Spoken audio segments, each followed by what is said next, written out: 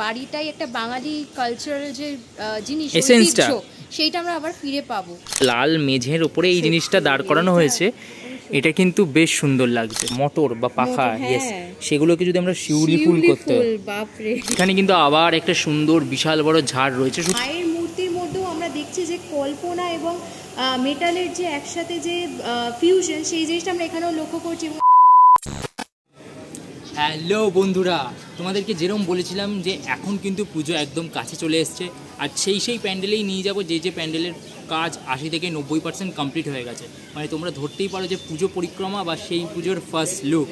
So এই মুহূর্তে আমি চলে এসেছি কলকাতার আরেকটা খ্যাতনামা পুজো, আহিরটলা যুবকবৃন্দ কীভাবে বিভিন্ন ধাতব জিনিসের মধ্যে আলপনার ছাপ নিয়ে এসছে, সমস্তটা কিন্তু এই ভিডিওতে তোমাদের সামনে তুলে ধরবো। তো চলো দেখতে থাকো ভিডিওটা স্কিপ না করে। তুই আগে আগে দৌড় লাগা। আরে কোন দিকে যাচ্ছিস? এই দিক দিয়ে এন্ট্রান্স হবে। আলপনাটা দেখে আমার মনে হচ্ছে যে এদিক দিয়েই যেতে হবে। ঠিক আছে না, এই দিকটাতে হ্যাঁ, অনেকের এই জায়গাটা দেখে মনে হচ্ছে এটা এন্ট্রান্স হবে। আমি এই জায়গাটা একবার দেখিয়ে দিই তোমাদেরকে। এখানে কিন্তু কিছুক্ষণ আগেও আলপনার কাজ চলছিল, শিল্পীরা আর কি এই মুহূর্তে বিশ্রামে গেছেন। হ্যাঁ, এইখানে আঁকছিলেন। এবং এই হচ্ছে এই ফ্রন্টেই কিন্তু তোমরা একটা জিনিস দেখতে পাচ্ছ, এখানে কিন্তু একটা আলপনা, মানে ধাতব যে লোহা দিয়ে যে একটা আলপনা, সেই আলপনাটা কিন্তু এখানে ফুটিয়ে তোলা হয়েছে। থিমের নাম হচ্ছে আকারের মহাযাত্রা। অ্যাকচুয়ালি আকারের মহাযাত্রা বলতে এই যে বিভিন্ন যে আকার, আলপনার যে বিভিন্ন এই যে আকার, এই যে তাদের কল্পনা, তার একটা মহাযাত্রায় তোমরা প্রবেশ করবে এই পথ ধরে। এখানেও যদি তোমাদের বাইরে মণ্ডপের ভেতরে যাওয়ার আগেও তোমাদের যদি দেখাই, তাহলে এখানেও কিন্তু বেশ কিছু এরকম লোহা ধাতব জিনিস দিয়ে তৈরি বিভিন্ন আলপনা জাতীয় স্ট্রাকচার কিন্তু রয়েছে আর কি এই অংশ জুড়েও। এই যে এইখানেও রয়েছে, এখানেও প্রচুর পরিমাণে রয়েছে। বেসিক্যালি শ্রেয়া, কেউ যদি এই ধরনের কাজ নিজের বাড়িতে জানলার গ্রিল হিসাবে ব্যবহার করে কিরকম লাগবে? অসাধারণ লাগবে। মানে আমাদের বাড়িটাই একটা বাঙালি কালচারাল যে জিনিস এসেন্সটা, সেইটা আমরা আবার ফিরে পাবো। তো এটা দেখে অনেকের আইডিয়া চলে আসবে, তারাও হয়তো দেখবো পরবর্তীকালে আস্তে আস্তে ইন্সপায়ার্ড হয়ে যাবে এরকম কারুকার্য করাতে। চল ভেতরে যাই। মেনলি হচ্ছে শান্তিনিকেতনে একজন শিল্পীও রয়েছেন, যিনি এই সম্পূর্ণ ব্যাপারটাকে ফুটিয়ে তুলছেন খুব সুন্দরভাবে। আর এই যে ওয়াও, মানে ঢুকতেই যে সরার কাজ, তাও আবার মেটালের প্রোডাক্টের মধ্যে, ঠিক আছে, তার মধ্যে এত সুন্দর করে আলপনা আঁকা এবং এত সুন্দর কারুকার্য তারা ফুটিয়ে তুলেছেন। সত্যি আমাদের বাঙালি যে জীবনযাত্রা, এগুলো হারিয়ে যাচ্ছে, সেগুলো আমরা আবার ফিরে পেতে চলেছি এখানে।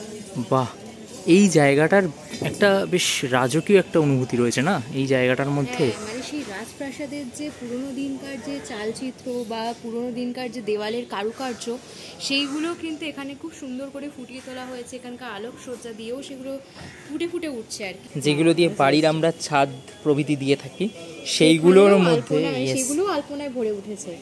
ভাব, এই সেম যদি আমরা আমাদের বাড়িতে ইমপ্লিমেন্ট করতে চাই, অসাধারণ লাগে। বাড়ি জুড়ে কিন্তু শান্তিনিকেতনে একটা ছাপ চলে আসে একদম। মানে কোনো সময় আমাদের সেই বোর্ডম যেটা হয় বাড়িতে বসে, সেইটা কিন্তু কোনো সময় ফিল করব না আমরা। সব কিছু একদম কারুকার্যময় হয়ে উঠবে। ঠিক সামনেই দেখ একটা বিশাল বড় আবার একটা স্ট্রাকচার রয়েছে, যেটা কিন্তু পুরোপুরি, এইটাও কিন্তু মানে বেশ সুন্দর লাগছে। স্পেশালি যখন একটা লাল মেঝের ওপরে এই জিনিসটা দাঁড় করানো হয়েছে, এটা কিন্তু বেশ সুন্দর লাগছে। এগুলো আমরা জানি হচ্ছে মোটর বা পাখা, ইয়েস, সেগুলোকে যদি আমরা শিউলি ফুল করতে, বাপরে, ভাবতে পারছিস যে ইলেকট্রনিক্স আইটেম, ভাবতেই পারছি না। এখানে সব জায়গায় দেখছি ইলেকট্রনিক আইটেম বা মেটাল আইটেমগুলোকে আমাদের ঐতিহ্যতে ফিরিয়ে নিয়ে গেছে। মানে কতটা কল্পনা থাকলে এই জিনিসগুলো করা যায়। একদম। মানে ইন্টারেস্টিংলি তুই দেখ, এখানে বিয়ারিংস যেগুলোকে বলা হয়, সাইকেল বা বাইকে ব্যবহৃত হয়, সেগুলো একদম। এখানে কিন্তু বাইকের যে কাচের যে লুকিং গ্লাসগুলো হয়, সেগুলোও কিন্তু রয়েছে। তো এইগুলো কিন্তু মণ্ডপে কিন্তু ইমপ্লিমেন্ট হবে কোথাও না কোথাও। আলপনার সাথে আমাদের ইলেকট্রনিক আইটেম মিক্স ম্যাচ করানো, এটা একটা অদ্ভুত, মানে দারুণ ফিউশন বলা যায়। যতটা যোগ যায় ওপরে, ততটা অব্দি এরকম একটা হিউজ আলপনা স্ট্রাকচার রয়েছে। এবং এখানে কিন্তু এই যে বিভিন্ন রকম পাখি এইখানে রয়েছে, এখানে রয়েছে। তো এই সমস্ত কিছু একটা স্ট্রাকচার, ওপরেও একটা খুব সুন্দর পাখির মতো একটা স্ট্রাকচার রয়েছে।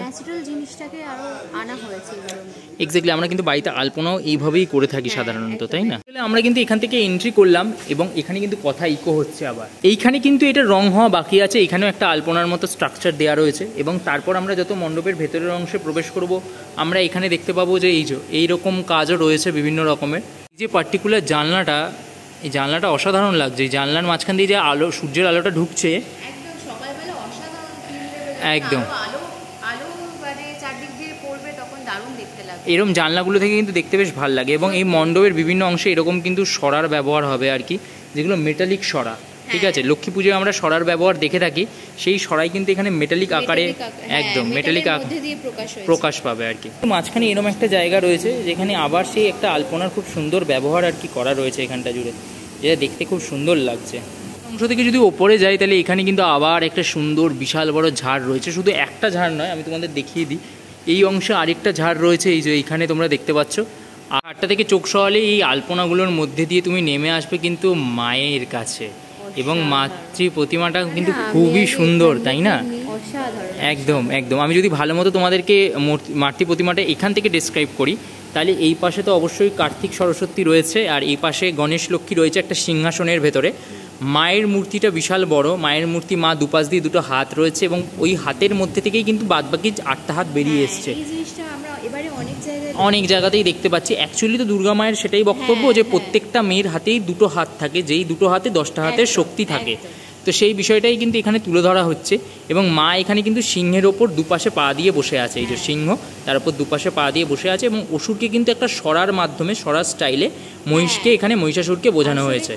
আসলে আমাদের এই যে আহিরিটোলা যুবকবৃন্দ এবারে যে থিম রেখেছে, সেই থিমের সাথে কিন্তু এখানে মায়ের মূর্তির মধ্যেও আমরা দেখছি যে কল্পনা এবং মেটালের যে একসাথে যে ফিউশন, সেই জিনিসটা আমরা এখানেও লক্ষ্য করছি। এবং একটা কিন্তু আমরা দেখব যে এখানে কিন্তু আলপনার ছাপও কিন্তু রাখা হয়েছে মাতৃ প্রতিমার মধ্যে।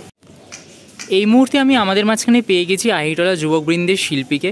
স্যার, প্রথমে তোমার একটু পরিচয়টা বলো। নমস্কার, আমি দেবজ্যোতি জানা। আচ্ছা, এই থিমটা যেটা খুব চমকপ্রদ মনে হলো, এতক্ষণ সবাই দেখলো দর্শকরা আমাদের ভিডিওতে, তো থিমের বিষয়টা যদি একটু তুমি বলো। থিমের নামকরণ করা হয়েছে আকারের মহাযাত্রা। মূলত এটা আলপনা নিয়েই কাজ হচ্ছে।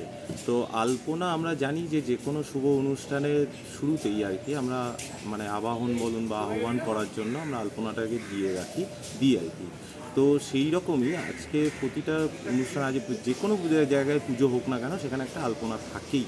কিন্তু আজকের দিনে দাঁড়িয়ে যেটা দেখা যাচ্ছে যে আলপনাটা আস্তে আস্তে মানে বিলুপ্ত প্রায় হয়ে যাচ্ছে। মানে যেটা আমরা মানে ঠাকুমা, দিদা, মায়েদের হাত দিয়ে দেখেছি যে খড়িমাটি বা চালের গুঁড়ো বেটে সেই আলপনা দেওয়া হতো, তার পরবর্তী ক্ষেত্রে সেটাকে রং তুলিতে যে আলপনাগুলো দেওয়া হতো, সেই আলপনাগুলো আস্তে আস্তে কোথাও যেন হারিয়ে যাচ্ছে। তো আলপনাটা মূলত যে মানে সারা ভারতবর্ষে বিভিন্ন প্রদেশে বিভিন্ন রকম বিভিন্ন নামে আলপনা হয়। আমাদের বাংলাতেও আলপনার প্রচলন রয়েছে। তো সেই আলপনাটা তোমার ধরো মানে একটা বাংলার প্রচলিত আলপনা। আর আরেকটা যেটা হয়েছে সেটা হচ্ছে যে বিশ্বভারতী বা শান্তিনিকেতনী স্টাইলের এক ধরনের আলপনা হয়, যেটা মূলত রবীন্দ্রনাথ ঠাকুর উনি ওটা ইনকর্পোরেট করেছিলেন তখনকার মানে শিল্পাচার্য মানে নন্দলাল বসু ওনার হাত ধরে।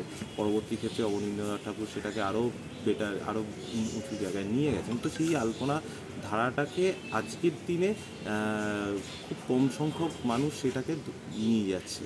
তো সেই আলপনা, সেই শান্তিনিকেতনের আলপনাটা নিয়েই আমার এবছরের কাজ। মূলত আমরা আলপনাটা যেটা যেভাবে দেখে অভ্যস্ত, সেটাকে পুরোটাই অন্যরকমভাবে ট্রান্সফর্ম করে একদম লোহায় সেটাকে কনভার্ট করেছি। সেই আলপনাগুলোকেই লোহা দিয়ে কীভাবে করা যায় সেটাই এই মণ্ডপে তুলে ধরেছি।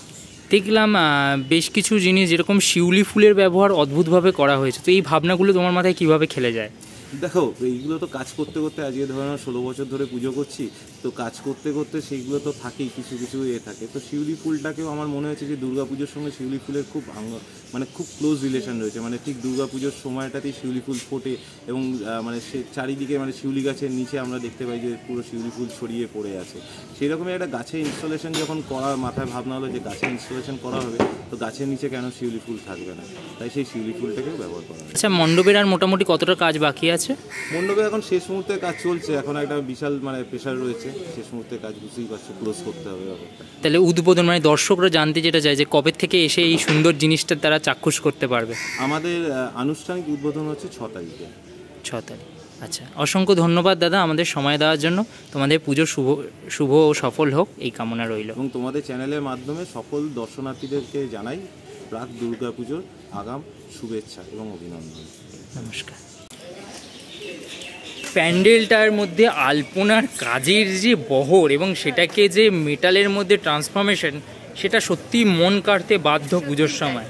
ঠিক আছে, তো 6 তারিখ ওপেন হচ্ছে, আমরা চলে আসবো, আমরা মিস করি না এই চত্বরের কোনো পুজোই, চলে আসবো। পুজো পরিক্রমাতেও তোমাদের এটা দেখাবো। সো পুজো পরিক্রমার এই ভিডিওগুলো কেমন লাগছে কমেন্ট করে অবশ্যই জানিও, আর ভালো লাগলে ভিডিওগুলো একটু সাবস্ক্রাইব করে দিও।